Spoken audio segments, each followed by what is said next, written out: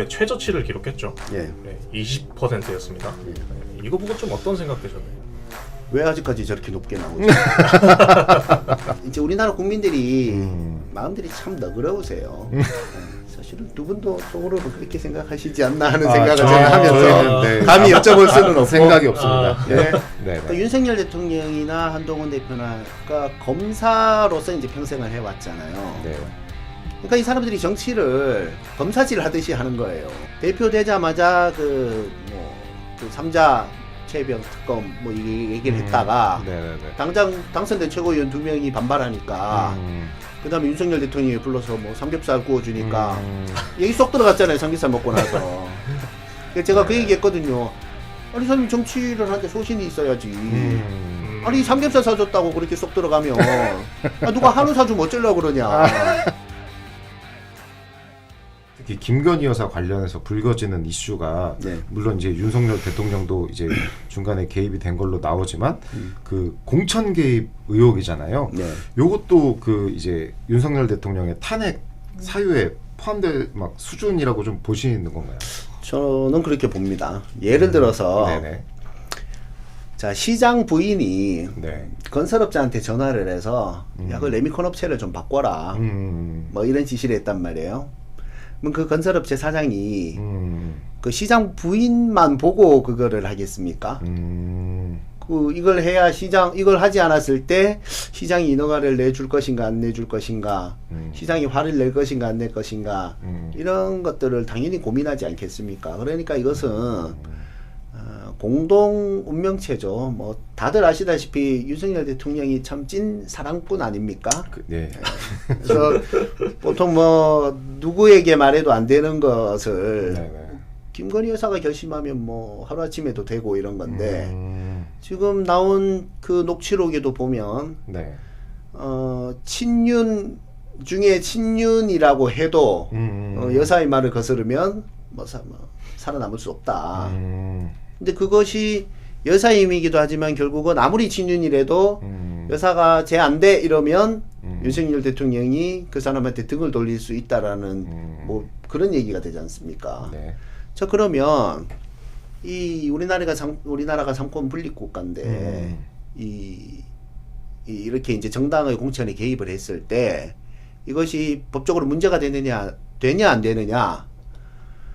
윤석열 대통령 본인이 한동훈 대표랑 같이 해서 그 박근혜 대통령을 그렇게 해서 징역 3년 구형했다가 징역 2년으로 감옥에 보냈잖아요. 네.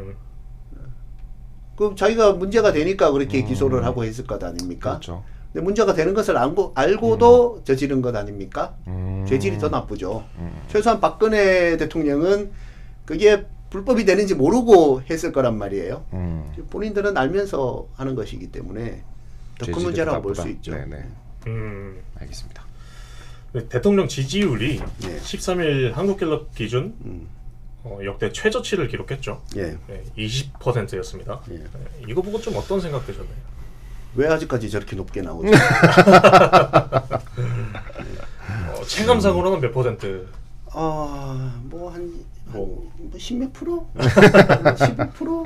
그게 이제 어떻게 보면 이제 우리나라 국민들이 마음들이 참 너그러우세요. 네. 그래서 이건 정말 아니다라고 생각하는 분들이 뭐 거의 저는 절대 다수라고 생각하는데 저희 뭐 부산만 가도 제가 선거운동 하지만 네네. 어쨌든 윤석열 잘한다라고 얘기를 하는 사람은 거의 없단 말이에요. 부산 민심도. 그럼요. 그럼 뭐 지표로도 그것은 나오는 네네, 것이고 네네. 우리가 보면 이제 제가 평생 경상도에서 활동하면서 들은 얘기가 결국 잘못했다고 하면 나중에는 아유 그놈이지라고 얘기를 하는데 그렇죠. 예.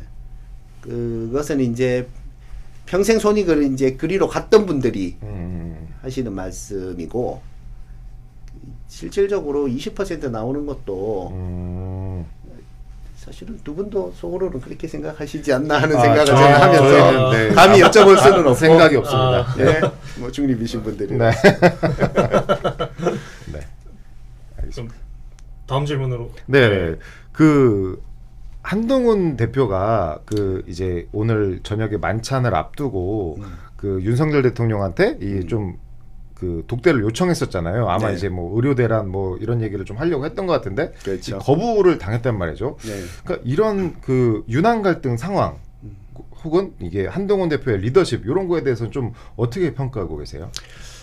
제가 이제 한동훈 대표한테 논평을 모두 발언을 하면서 얘기를 몇 번 했었어요. 그러니까 네네네. 저와 동갑이고 네네네. 같은 아, 원외 지역이었 동갑이시구나. 이제 같은 원외 인사인데 아 그렇죠. 네.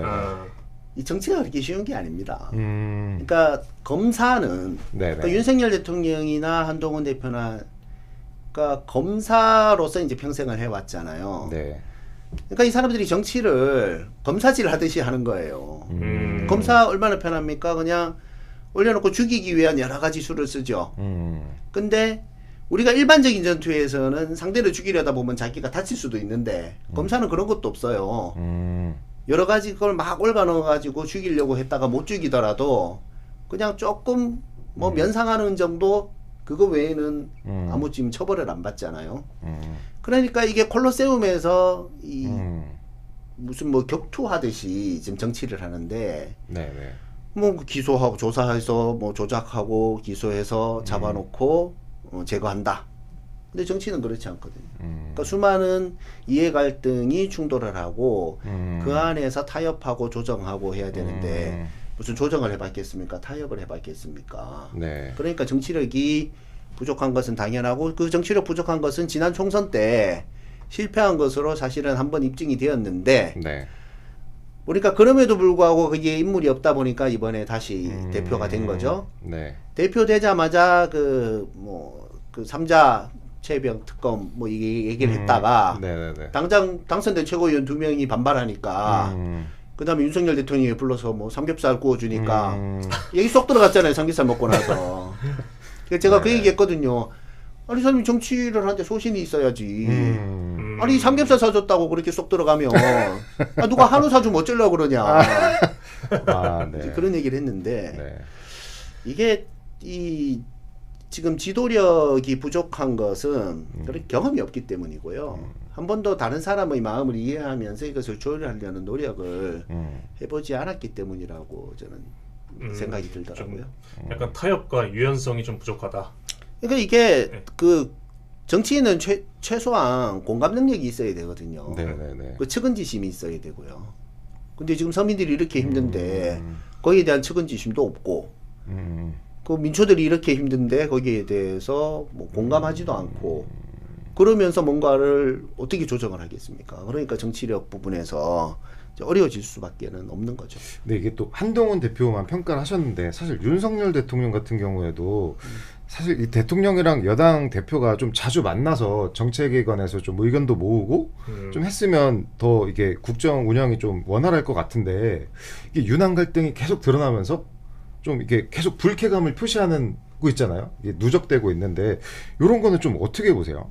제가 지난주 모두 발언에서 네네네. 그 윤석열 대통령을 보니까 네네네. 이런 생각이 든다고 제가 말씀을 드린 네. 바가 있어요. 네, 어떤 이 세상에서 제일 위험한 놈은 네. 평생 책 한 권만 읽고 아, 네. 신념과 오기로 똘똘 뭉친 사람이다. 네네네. 이 지금 윤석열 대통령이 정치를 하는 데 있어서 아까 말씀드린 이 검사들의 그런 것들을 그대로 보여주고 있지 않습니까?